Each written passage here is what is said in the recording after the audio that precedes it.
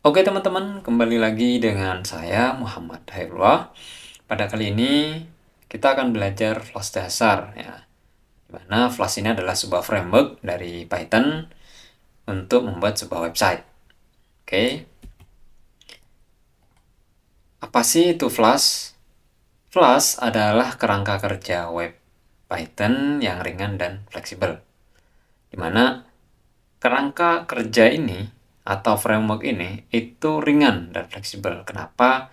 Karena bisa di custom gitu ya, macam-macam lah, seperti controller, seperti model, seperti middleware itu kita buat sendiri gitu. Nah, terus dirancang untuk membuat aplikasi web dengan cepat dan mudah. Nah, untuk cepat dan mudahnya sesuai dengan apa ya? Sesuai dengan kemampuan kalian ya, teman-teman. Terus ini membuat sebuah aplikasi web ya. Jadi ini bisa back end, bisa juga machine learning ya, teman-teman.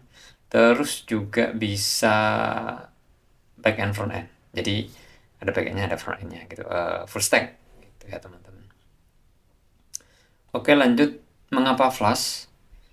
Kenapa? Karena di slide sebelumnya sudah saya jelaskan bahwa ringan terus fleksibel gitu ya. Nah, selain itu si Stack Overflow juga mengatakan bahwa Flash ini juga bagus ya, teman-teman. Lumayan bagus kalau menurut saya. Ini 12% dibandingkan temannya Flash yang juga framework Python, yaitu Django.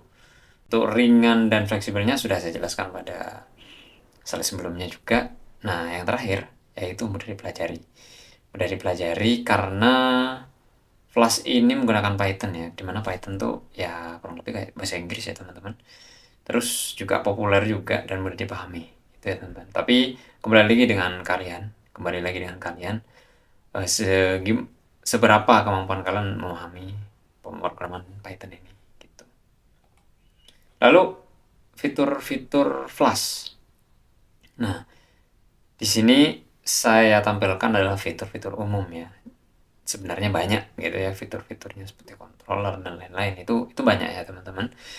Di sini ada routing, templating, dan WSGI support. Nah, untuk yang pertama yaitu routing, di mana routing ini menentukan bagaimana aplikasi merespon permintaan dari klien. Contoh, sudah saya buatin gambar ya, diagram. Jadi routing ini menghasilkan sebuah localhost/home, localhost/about. Contoh nyatanya dan contoh realnya saya ambil dari Tokopedia. Jadi di Tokopedia itu kan untuk domainnya itu tokopedia.com, dan itu biasanya ada /home, terus /about/product. Nah, itu yang dihasilkan oleh routing. Jadi apa yang diminta oleh klien nanti diproses sih oleh routing ini gitu ya, teman-teman. Lanjut ke templating.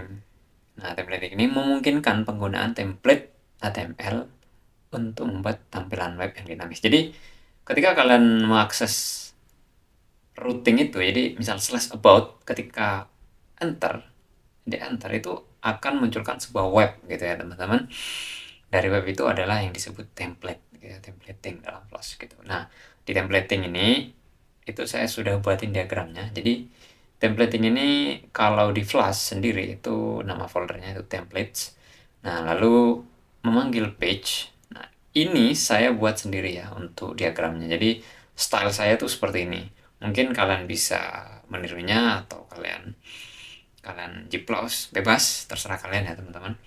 Dan ini adalah dari saya, teman-teman, dan banyak-banyak lagi. Dan banyak saya belajar di luar itu kurang lebih seperti ini. Jadi ada page, terus layout, partial, static, CSS. Jadi si layout ini adalah yang memanggil sebuah CSS kayak style gitu ya, terus JavaScript gitu ya, teman-teman.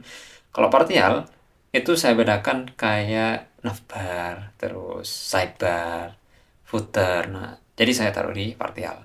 Untuk page itu adalah kontennya ya, teman-teman. Konten dari tampilan itu sendiri. Misal contoh dari tampilan about gitu.